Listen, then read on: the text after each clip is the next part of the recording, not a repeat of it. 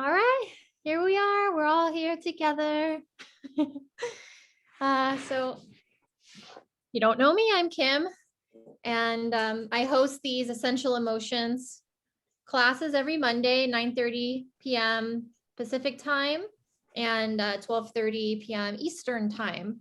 So I'm just really glad to create this safe space for us to come and talk about our emotions and what essential oils are helping to release those storage lockers of emotion that may have seeded themselves throughout our physical body, and also the tools that we learn along the way of how to deal with just our life and communicating. And let's see, Deidre got popped out. But I'd love to hear from you guys and how you're doing. If you want to share what I call a recovery win. So it's basically where you've identified a pattern in yourself or a character defect, and then you figured out a way to recognize it and not do the thing. And you may want to share what oil supported you in that way.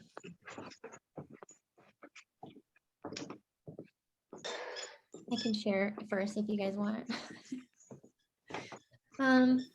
So it's always interesting when you're going through our, this trying to learn how to react and not react and respond in communicating with our close relationships.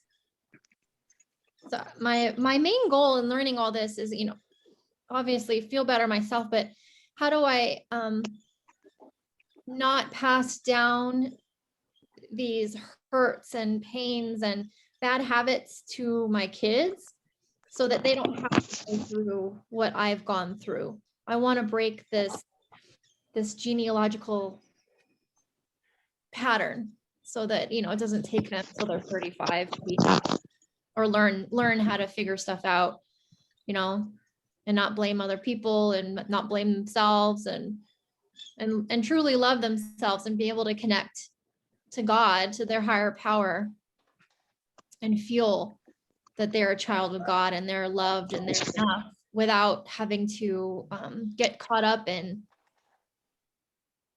ego and all this stuff. So I have kind of a list of my my shortcomings, and it. I've got a list of my husband's. I have, if I was a zoologist and he was an animal, I would have a grand study on this person. And this morning, I guess over the weekends, somebody made pizza, or I heated up pizza in our new toaster oven / air fryer. So at the bottom of this little gadget, there's the metal bar, like a toaster at the bottom. So if anything drips on it, it's gonna burn and smell really bad. So apparently something drips on it, and then this morning he uses it and it's like he can tell something is burning, and so he has a strong reaction. And one of my main boundaries I've kind of set with him is that I really can't handle being called names, and that's his kind of go-to in releasing anger on other people. And it's just really hard for me to accept. And so my way of dealing with it would be to stonewall, okay, I'm completely shutting down. I'm not going to be a part of this. And I go into a cleaning frenzy. I don't know how else to shut down my brain.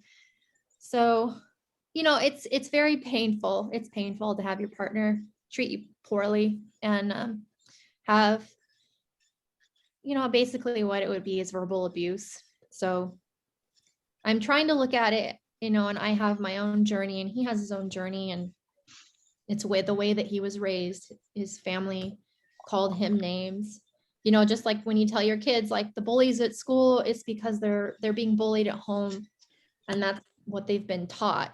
But, as I speak out loud, it kind of helps me to figure out, and that's what I want to create here for you guys, is the sharing when you share and you're in a safe space. Yeah, so just to be clear, I'm just venting. I'm not really, I don't really want feedback at this point. That's helpful what you're sharing, because I'm a Latina and I was raised that way, and I blame myself for my divorce, a lot of it, because that was my go-to, and I'm having to be better with my children, and I have been, so that's very, it's nice that you share that, and you're able to share that, because you don't realize how damaging that is to people. You think that your loved ones will understand you and get that you don't mean those things, but it doesn't work like that, so. Yeah, yeah. Well, I mean, yeah, that's where I'm at. So before I got on here, I was basically quivering with rage. And I was like, what oil am I going to put on right now? And I got neroli out. So this is something that has really helped me, because I tend to store my anger in my jaw. And so that's what I'm doing right now. But yeah, just a reminder that when you share, try, if you can, to communicate to us in the group. If you would like feedback, if you're looking for support in that way, or if you would like to just share and have us be listening. Good practice for us here.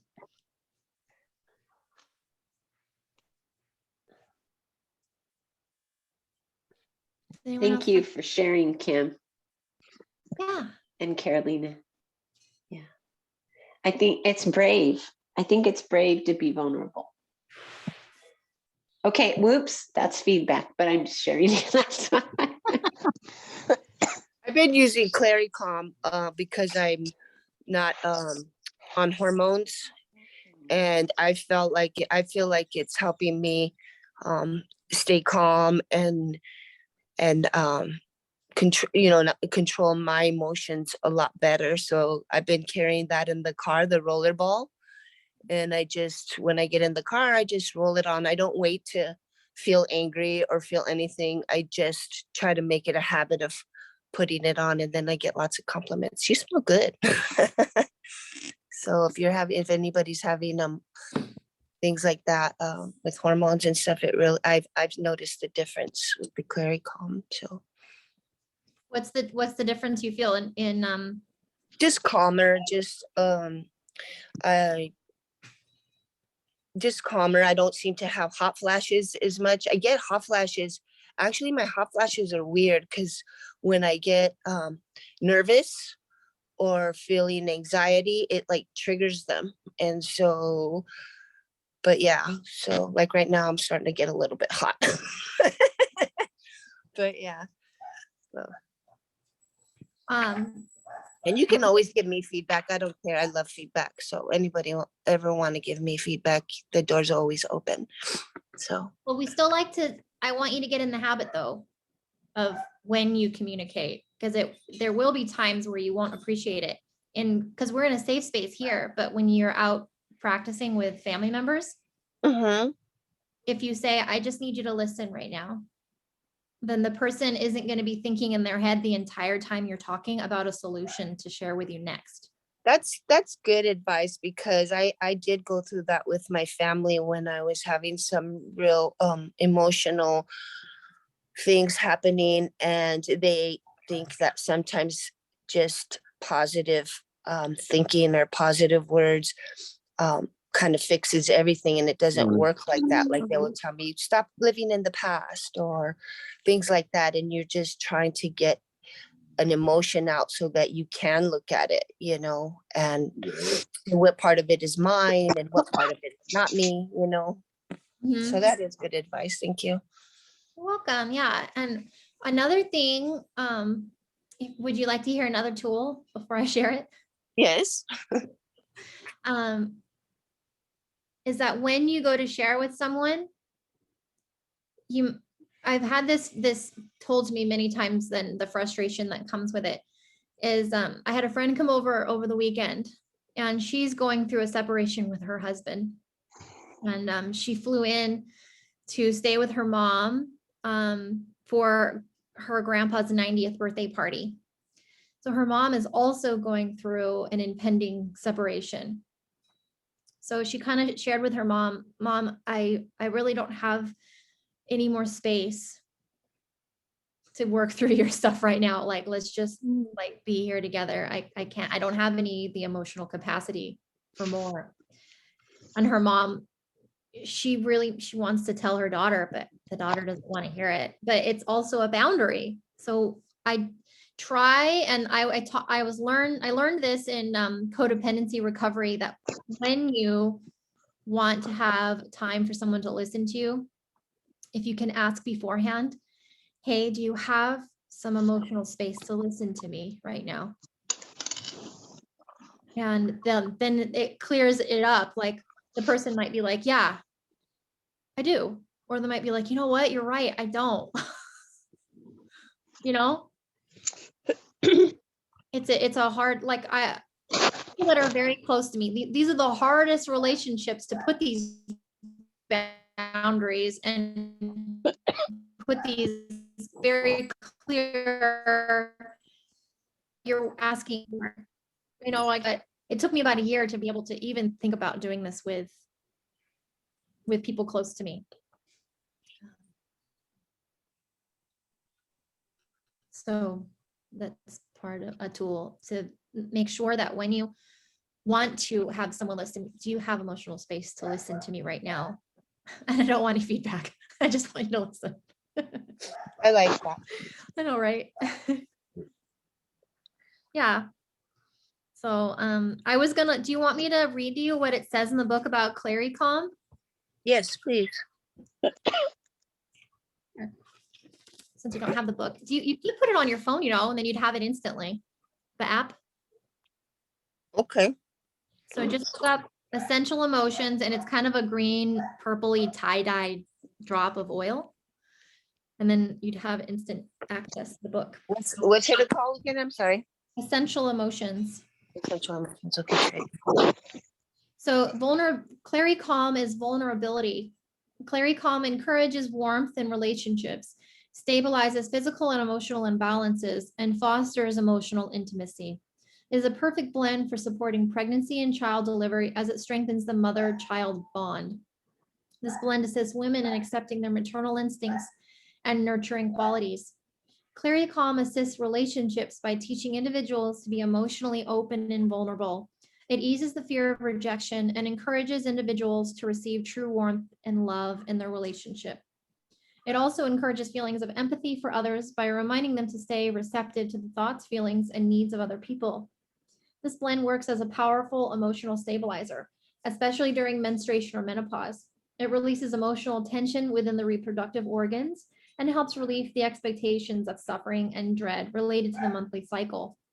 In short, Clarycalm encourages emotional intimacy and vulnerability. It's beautiful.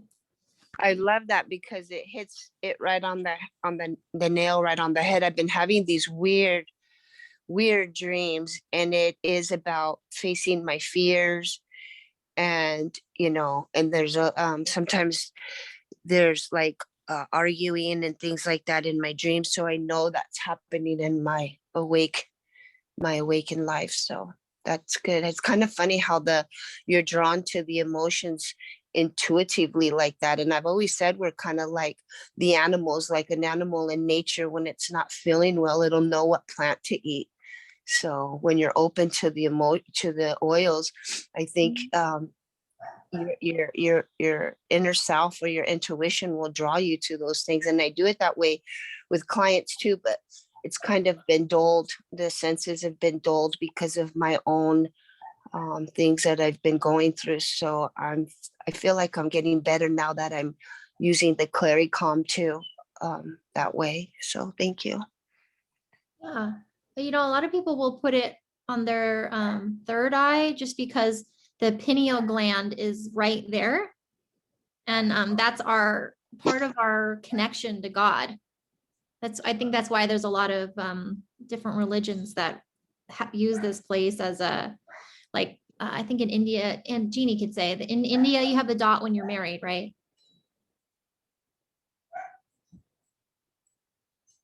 Yeah, yeah. I don't know all the things, but yeah, I mean, yeah. I think, oh, sorry, the dog. I think that's one of the things, but you know, like in yoga, they talk about your intuition being here. And I think they've done some research on the Shaolin monks, that when they're in their deepest meditation and their prayer, that part of that brain, the pineal gland, is like really active.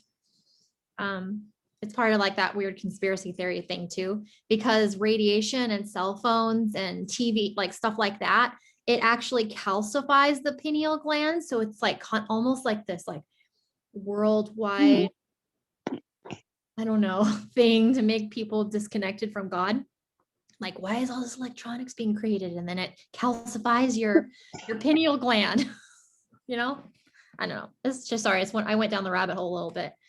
But I had another book I wanted to share with you guys. And I guess it led into that, talking about India. But I found a yoga book, and it's on the yamas and the niyamas. You guys might appreciate it. So it's exploring yoga's ethical practice. And it's non-violence, truthfulness, non-stealing, non-excess, and non-possessiveness, purity, contentment, self-discipline, self-study, and surrender. And I found a passage I felt like you guys would really enjoy. In the beginning. So this is on accepting. This is not to say that we should go looking for greatness, but rather to pay attention to the needs of the moment. If we are aware of what is right in front of us, we will get clues into our own development and direction. When life needs us, it will come to us, but we will recognize it only if we are paying attention and if we are courageous enough to respond. It is as if we are partnered to life in a dance step. We do not lead, nor do we limply drag along like dead weight. As a dance partner to life, we are asked to be vulnerable and undefended, and yet so present we can follow the next move, wherever the leading step takes, adding our own style as we go. Life knows what to do better than we do. Our task is simply to let go and receive each moment with an open heart, and then dance skillfully with it. If we have been practicing the other 9 guidelines, we are learning to find our compassion and courage, our boldness and contentment, and the knowledge of how we get in our own way. As we grow in all the skills that the yamas and the niyamas ask of us, we will be able to greet each moment worthy of what it asks of us. Swami Rama used to say, "Do what is yours to do, don't do what is not yours to do." How simple these words may sound to our ears, and yet they are profound to our understanding of surrender. As we are able to let go of what we can't change, we're able to grow more and more into our unique gift and contribution to life itself. There is something that is ours to do, and whether it is large or small, it is our contribution to the whole of humanity. As we discern where our path lies and then surrender to that awareness, we will begin to taste freedom and joy in a way we never dreamed possible. There's an image from the East that portrays the invitation of the tenet of surrender. The image is of a serpent so strong and balanced that it holds the entire earth on its head, yet no body. This is the image of strength and softness at the same time. Surrender asks us of us to be strong enough to engage each moment with integrity, and at the same time be soft enough to flow with the current of life.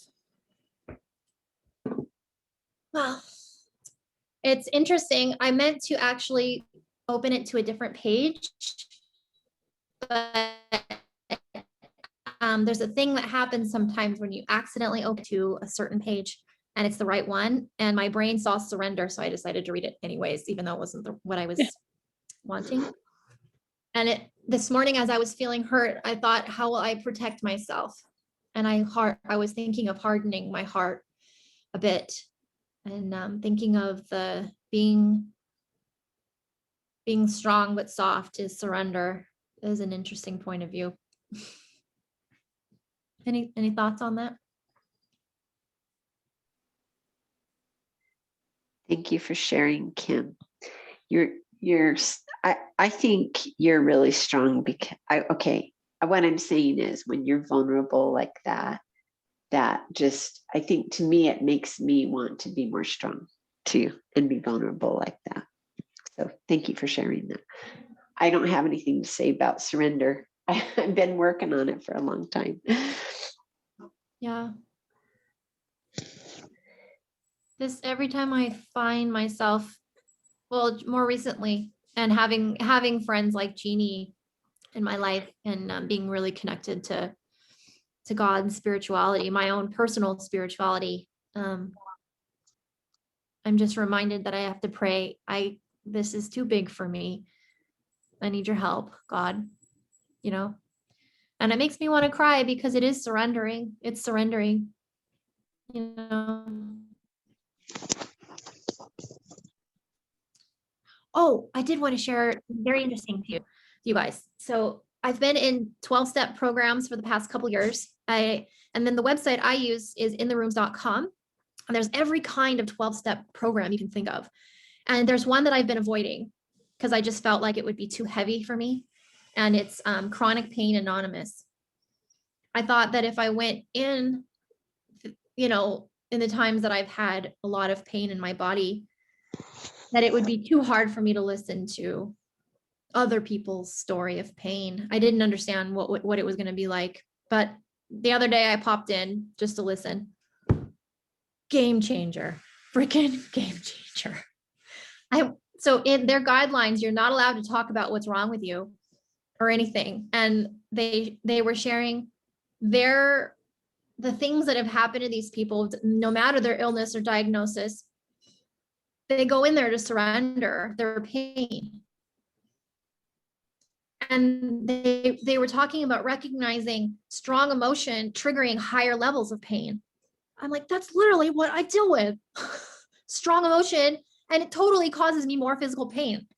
And I'm like, how many spiritual people have realized this, that they experience in their physical form, that their spirit hurts and it manifests this way? It just makes me want to ball my head off. And afterwards, I swear to you, I'm like, I have never felt more home in my life to be able to say, I surrender my pain. And I felt much better. So sorry, I'm a bit raw. I am still like, you should be open and raw, but today it's me. So I'm hoping my example shows, that the feeling is mutual, and I care about you guys, and this is a safe space for me as well. Part of my creating this group. So, yes, I'm happy to hear any thoughts on that. And I don't know if that pings something for somebody where they realize, like, I didn't know that, emotional and physical pain also need to be surrendered. I don't know. Well, your this stuff is my made favorite right now. It's raspberry. Go ahead. Sorry. What did you say about that? Oh, I don't know. Oh, it's just yummy. Oh. It's raspberry Oh. built cheese. Oh, okay. Well, your stuff made me think about laughter therapy and how people who are in major pain, when they have laughter therapy, how it takes away their pain better than a painkiller. And so this whole idea of healing emotionally, yes, we're doing it for our physical bodies, but that's just one more layer of doing it for our physical bodies and our inside bodies, our spirit bodies. Anyway, it just made me think of that. And I think that's really profound. And so us staying in a place of, like I was trying to talk to somebody, I was talking to somebody this week who was just in a super frustrated place. And I was just doing some mentoring with her. She was super frustrated. And it's great to get it out. Like I wanted her to get it out, and that was good. And then after she calmed down, we were talking about, how we don't want to have that be our MO, right? We don't want that to be our natural go-to for stuff, to feel annoyed all the time? And how can we move to the next level of, understanding or whatever it is, so that we don't have to always do mopping up? I mean, I think mopping up is fine because I do it all day long. I feel like I'm mopping up my emotions all day long. And at the same time, over the years being in doTERRA, I've learned to stop yelling at cars on the freeway and things like that, and change, because that emotion that I feel and that I vent it that way, I have seen complete manifestations in how it is damaging to my business when I let myself do that. And so now nothing bothers me on the freeway, because it's kind of like that whole idea of surrender again, like let's surrender to peace instead of always jumping into whatever. I don't know. For me, I'm still mopping up emotions.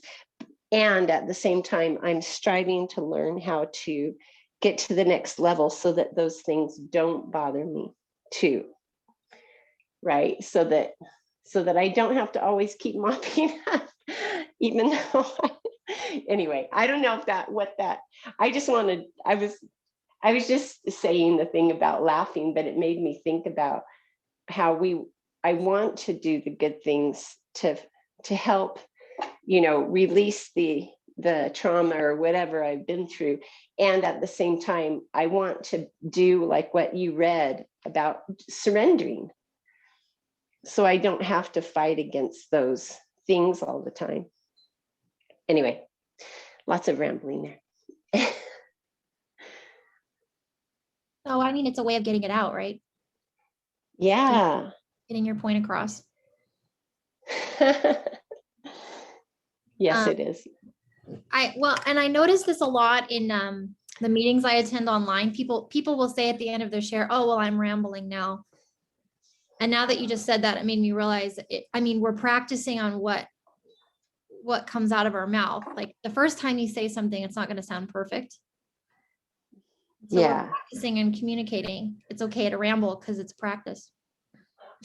Well, that's how I learn, and that's how I teach myself, and that's how I figure out what I am thinking, is by going on and on and on and going into the details and talking it out.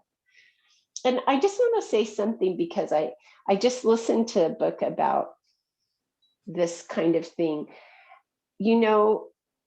All the Eastern yoga stuff, and I'm not talking about what you read, but I'm talking about like the whole idea of the people, the sages of India and stuff, and how the ultimate was to be silent and to clear your mind, and all of that, like silence and clearing your mind.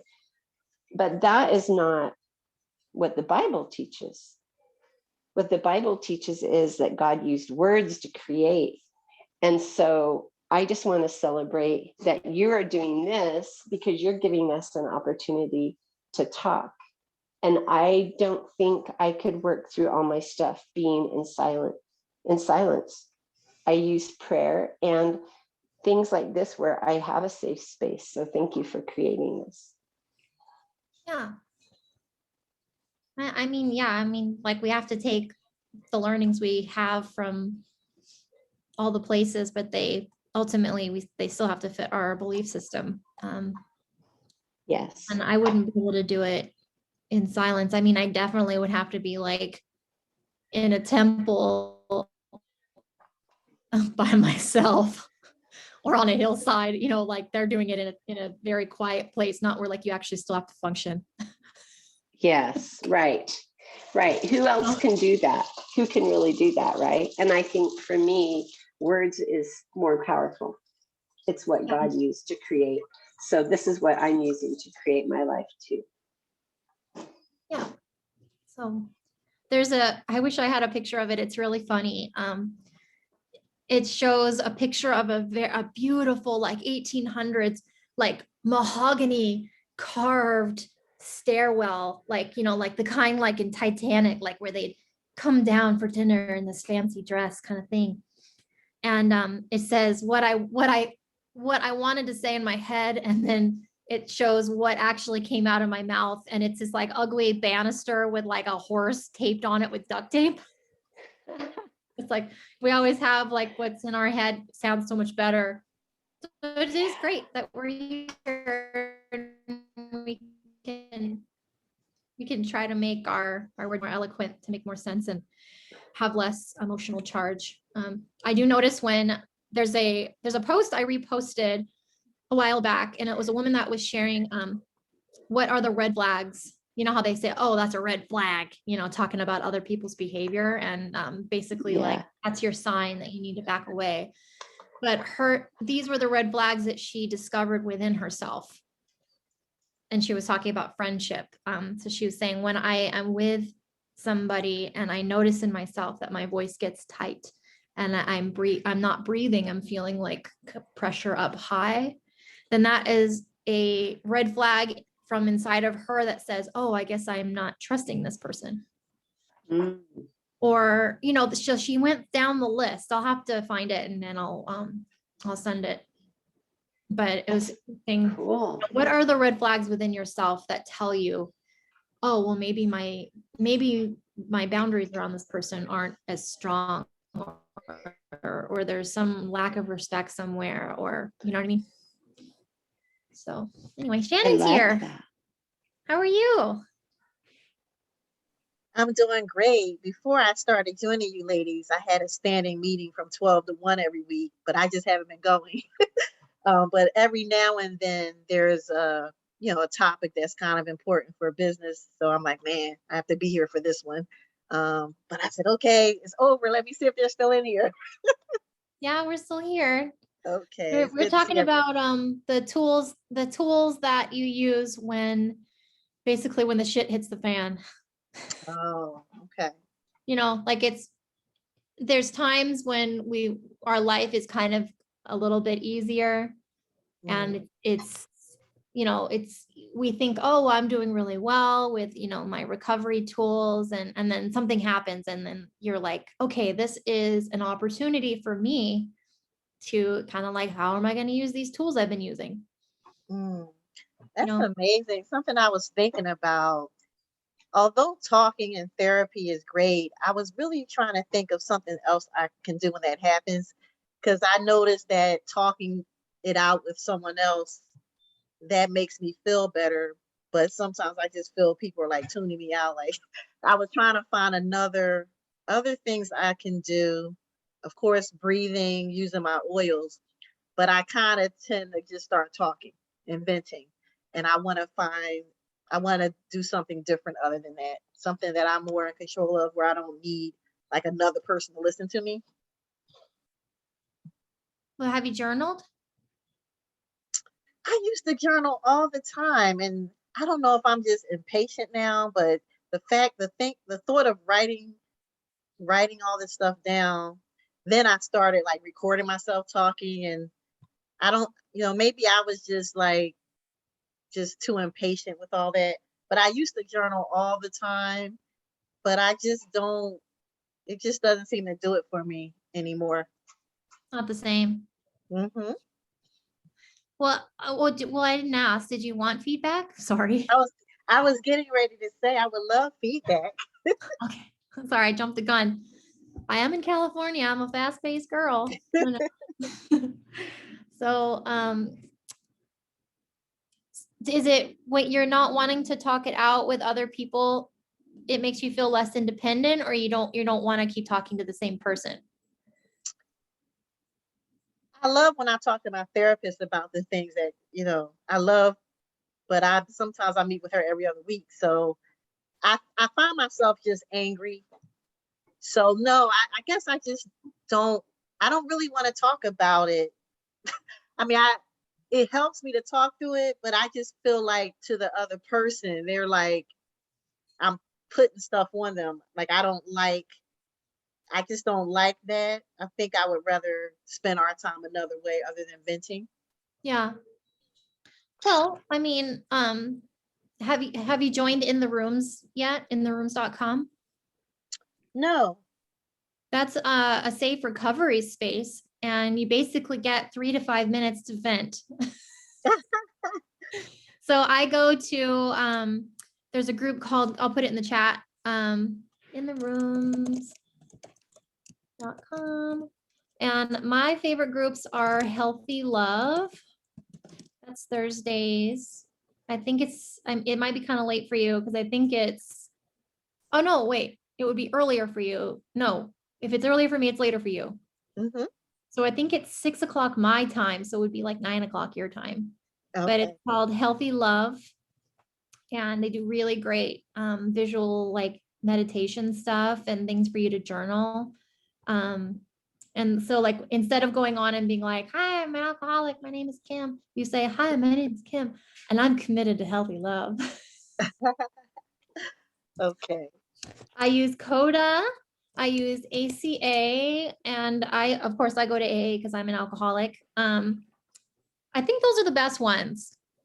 Okay. These are the rooms in the rooms.com. Yes. So Okay. you can just make a profile and then you'll be able to find those other meetings. Okay. But I mean, if anyone you know that is looking for it too, and there's people from all over the world, like there's a lady from Scotland and she sounds exactly like Mrs. Doubtfire. Oh, wow. Like, hello. Oh, nice. Yeah, it is fun. And I mean, you would never meet any of these people ever in real life. Maybe. I mean, where are you? You're in Pennsylvania. Outside of Philadelphia in Havertown. It's possible you would have someone say, I'm in Havertown, but I doubt you'd know them in any capacity. So that was part of what drew me to this community, is because it's like 0 people I would know in real life. So Because I think for me, instead of venting, I like active listening. Like I'm an active listener. So when someone is speaking, I'm really listening and really into what they're saying. I really want to hear what they're saying, whether they want feedback or not. But I feel a lot of times when I'm in the mode where I want to talk, people kind of listen to me vent, but they're thinking about other stuff. And so that's kind of more of whereas though my therapist, she's like actively listening. So I don't know, maybe I don't have a lot of people in my life that are active listeners. So that's why I don't want to talk to them.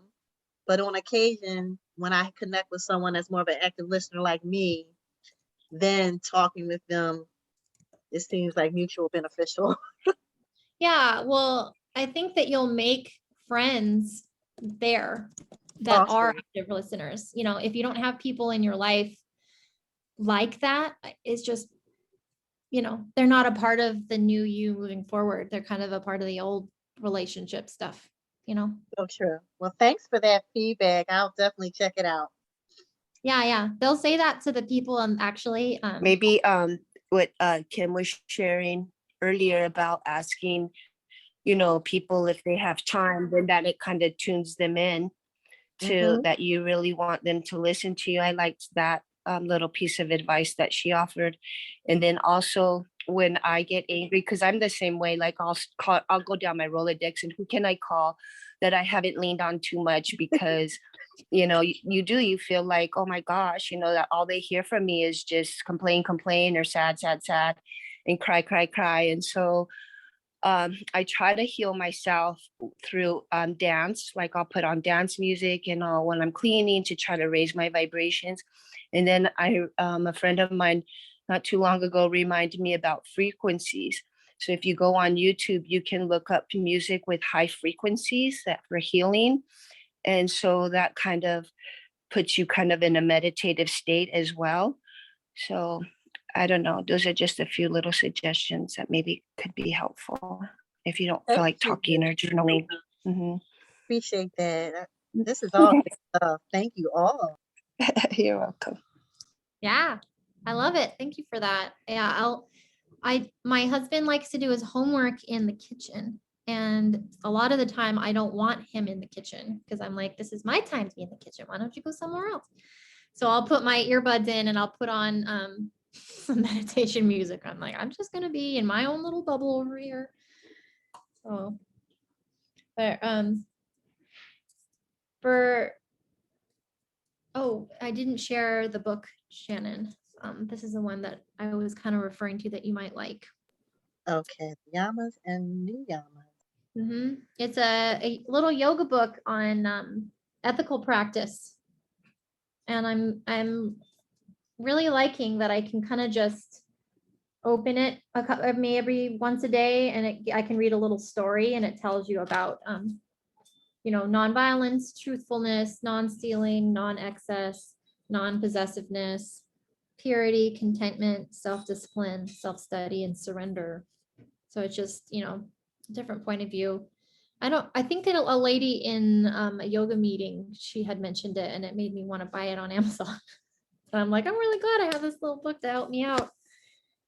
So, well, is there anything else you guys want to share? Because I'm going to close our meeting. Oh, you know what? I want to do a, what's it called? Where you, the affirmations. Hold on, let me do this really quick. I'll find it for you guys.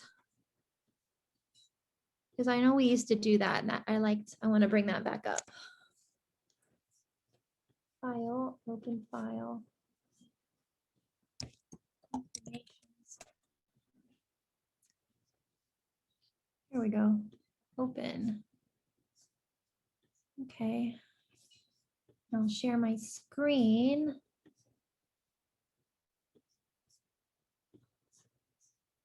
Where'd you guys go?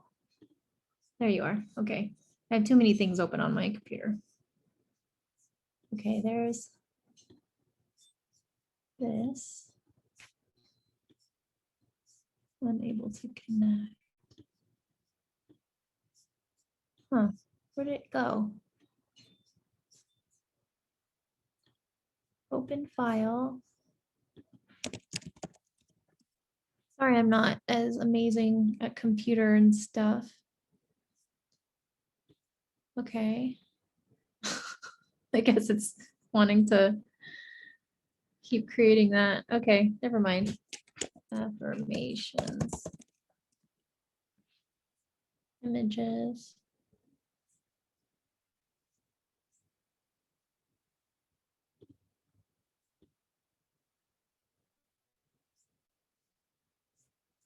Where did it go? Okay. Can you guys see that? Yeah. It says, what are positive affirmations? So Yeah. if you, sorry it took me so long to find it. If you guys would like to just say one, say a few, just whichever one that pops up.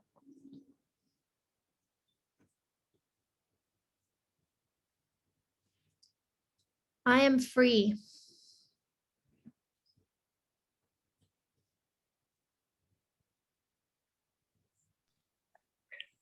I am brave.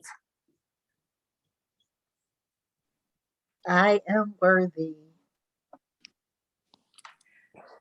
I am patient. I am fearless. I am peaceful. I am fun. I am worthy.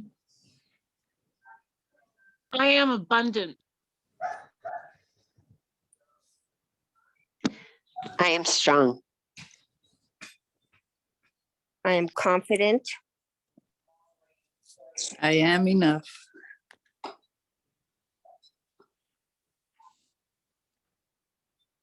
I am unstoppable. I am kind.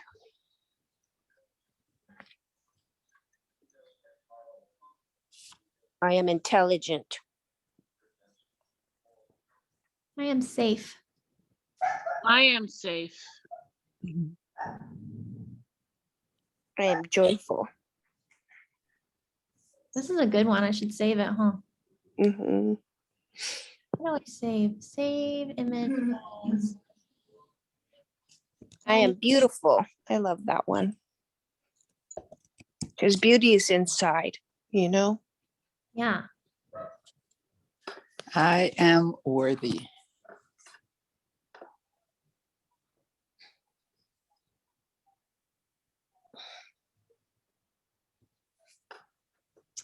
Well, you guys have a beautiful day. Thank you for coming together and sharing.